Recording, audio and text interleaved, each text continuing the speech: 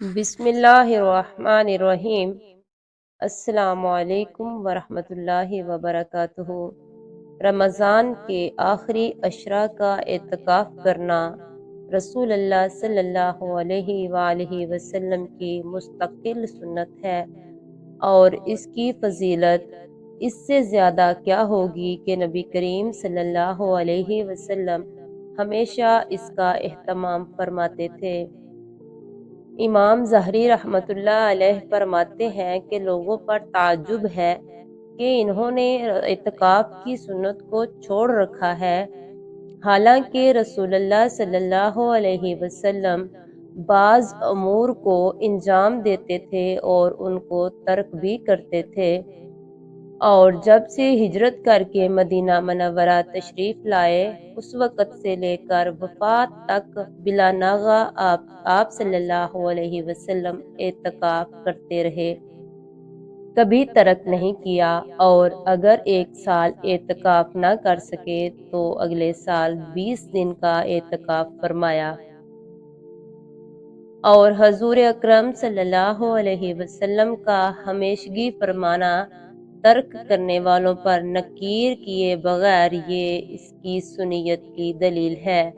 حضرت ابن عباس رضی اللہ عنہ حضور صلی اللہ علیہ وسلم کا ارشاد نقل کرتے ہیں کہ جو شخص اپنے بھائی کے ساتھ کسی کام میں چلے پھرے اور کوشش کرے، اس کے لیے 10 برس کے اعتکاف سے افضل ہے، اور جن کی مسافت آسمان اور زمین کی مسافت سے بھی زیادہ چوڑی ہے۔ 3 اعمال جو قیامت کے دن میزان میں نہیں تولے جائیں گے کیونکہ ان کا اجر بے حساب ہے۔ لوگوں کو معاف کرنا، اس کا کوئی مقررہ اجر نہیں بتایا گیا، بلکہ اللہ خود اس کا اجر عطا فرمائے گا۔ اللہ تعالیٰ فرماتے ہیں، پس جس نے معاف کر دیا اور اصلاح کر لی تو اس کا اجر اللہ کے ذمہ ہے۔ صبر کرنا، اللہ تعالیٰ نے اس کا بھی کوئی اجر مقرر نہیں کیا، بلکہ فرمایا صبر کرنے والوں کو ان کا اجر بے حساب دیا جائے گا۔ روزہ رکھنا، نبی کریم صلی اللہ علیہ وسلم نے فرمایا، اللہ تعالیٰ فرماتا ہے کہ ابن آدم کا ہر عمل اس کے لیے ہے سوائے روزے کے، وہ خاص میرے لیے ہے اور میں خود اس کا بدلہ دوں گا۔ قیامت کے دن ایک ندا دی جائے گی، کہاں ہیں وہ لوگ جن کا اجر اللہ کے ذمہ ہے؟ تو صبر کرنے والے، روزہ رکھنے والے اور معاف کرنے والے آگے بڑھیں گے۔ پس روزہ رکھو، صبر کرو اور درگزر کرو۔ اللہ ہم سب کو، ہمارے والدین کو اور تمام مسلمانوں کو ان خوش نصیب لوگوں میں شامل فرمائے جنہیں قیامت کے دن اس عظیم ندا سے بلایا جائے گا۔ حضرت عبداللہ بن عمر رضی اللہ عنہما سے مروی ہے کہ نبی کریم صلی اللہ علیہ وآلہ وسلم نے فرمایا، لوگوں میں سب سے زیادہ محبوب اللہ کے ہاں وہ شخص ہے جو لوگوں کو سب سے زیادہ نفع دینے والا ہے، اور اللہ کو سب سے زیادہ پسندیدہ عمل وہ خوشی ہے جو مسلمان کسی دوسرے مسلمان کو دے یا اس سے مصیبت دور کرے، یا اس کا قرض ادا کرے، یا اس کی بھوک ختم کرے۔ اور اگر میں کسی بھائی کے ساتھ اس کی ضرورت پوری کرنے کے لیے چلوں تو یہ مجھے اس مسجد یعنی مسجد نبوی میں 1 ماہ اعتکاف میں بیٹھنے سے زیادہ محبوب ہے۔ جس شخص نے اپنا غصہ روکا، اللہ تعالیٰ اس کے عیوب پر پردہ ڈال دے گا۔ جو شخص اپنے غصے کے مطابق عمل کرنے کی طاقت کے باوجود اپنے غصے کو پی گیا، اللہ قیامت کے دن اس کے دل کو امید سے بھر دے گا۔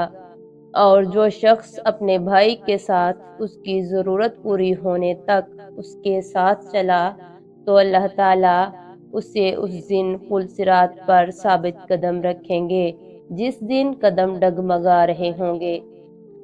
آپ صلی اللہ علیہ وسلم کی ان تعلیمات پر عمل کی ذریعے سے ہی ایک مثالی معاشرہ وجود میں آیا جس نے صحابہ پر دنیا اور آخرت دونوں کی کامیابی کے دروازے کھول دیے، اور پھر لالچ اور خود غرضی کے ذریعے زوال اور تباہی کے دہانے ایسے کھلے کہ اسلام کا اصل چہرہ ہی نظروں سے اوجھل ہو گیا۔ حضرت ابو ہریرہ رضی اللہ عنہ سے روایت ہے کہ رسول اللہ صلی اللہ علیہ وآلہ وسلم نے فرمایا، پانچوں نمازیں ایک جمعہ دوسرے جمعہ تک اور ایک رمضان دوسرے رمضان تک اپنے مابین سرزد ہونے والے گناہوں کا کفارہ بن جاتے ہیں، بشرطے کہ کبیرہ گناہوں سے اجتناب کیا جائے۔ ان واجبات کی اچھے طریقہ سے ادائیگی اس بات کا سبب ہے کہ اللہ عز و جل اپنی رحمت و مہربانی سے ان کے درمیانی عرصہ میں بندے سے سرزد ہونے والے صغیرہ کبیرہ گناہوں کو بخش دے۔ البتہ کبیرہ گناہوں کی مغفرت کے لیے توبہ شرط ہے۔ ہر وہ گناہ کبیرہ ہے جس پر آپ صلی اللہ علیہ وسلم نے لعنت فرمائی یا جن پر شرع میں حد نافذ کرنے کا حکم ہے، جیسے زنا یا جہنم کی وعید ہے، جیسے سود اور رشوت کا لین دین یا اس کے کرنے والوں کے ایمان کی رسول اللہ صلی اللہ علیہ وآلہ وسلم نے نفی فرمائی ہے، جیسے آپ صلی اللہ علیہ وآلہ وسلم کے احکام کو برا سمجھنا، جس سے آپ صلی اللہ علیہ وآلہ وسلم نے اپنی برات کا اظہار فرمایا، جیسے ملاوٹ وغیرہ۔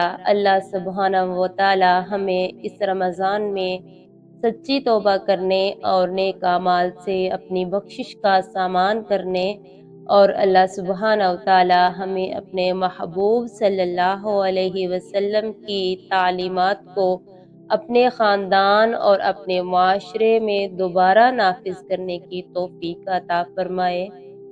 آمین ثم آمین۔ جزاکم اللہ خیرا۔